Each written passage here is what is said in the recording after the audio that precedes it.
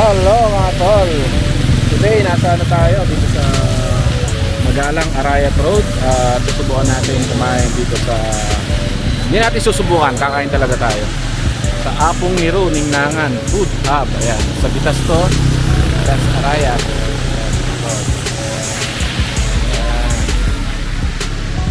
At ito yung ano niya, dito tayo kakain. Siguro dito naglalagay din sila minsan pagka sobrang dami na ng customers siguro. Ayan, lahat ng mga customers dyan kasama natin. Price range naman mga tol, ayan, chicken barbecue, quarter wings. Ayan, mga price range nila, sisig 180.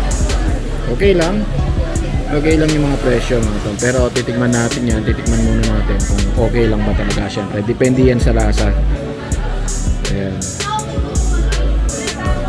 After 15 minutes mga tol, ayan na barbecue, namin na pusit at saka itong pusit, some kind of pusit. Tapos ito yung sisig, ayun naman yung pangalan yan, pata. Dati ito naman yung mga kakain, chop suey. Tayin pa natin yung soup. Kanin, alam nyo na siguro yung lasa nito. Ano sa tayo? Saan muna natin sa sisig kung kaya nyo lumaban sa Angeles ng sisig. Ano, dito yan. Pwede yung sisig. Pwedeng ilaban yun sa ano, sa Milas. Ganyan yung grilled puset, malambot sa ano, marap din. Pre. Siyempre di mawawala yung barbecue niya. Yung sa mga mini market, ninangan nga eh. Kami lang tayo kasi masarap magkamay. Sarap din yung barbecue na, Val. Sarap yung barbecue. Panalo yung barbecue niya. Sabaw naman, sinigang. Yung mahilig sa sinigang pero typical na sinigang, yung mga pang baryo-baryo na sinigang. Actually kanya, taga baryo lang yung kanya. Lutong bahay, luto ni nanay, luto ni misis. Hindi naman yan eh. Ay, masarap daw eh. Masarap talaga. Yung crispy pata, ganun din yung lasa. Crispy pata, lasa naman. Walang masyadong something special, ano. Okay lang. Kaya, manyaman niya pa rin. Sarap pa rin pero ganun naman yung crispy pata eh. Anyway, may part siya na mas masarap. Yung crispy pata, may part na plain lang, may part na masarap. Yung pancit kakamay na rin natin,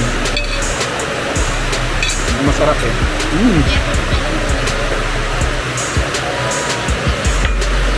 Ayos, ito yung hinahanap ng lasa sa pancit mga tol.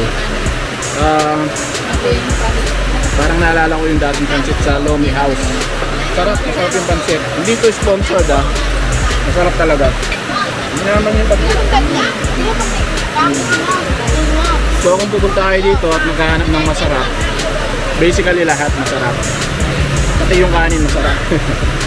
Probably yung kanin syempre dito lang yan eh, ano. Dahil pala yan dito kaya fresh na fresh hindi yung lasa. Yung pusit, sarap din. Basically lahat masarap.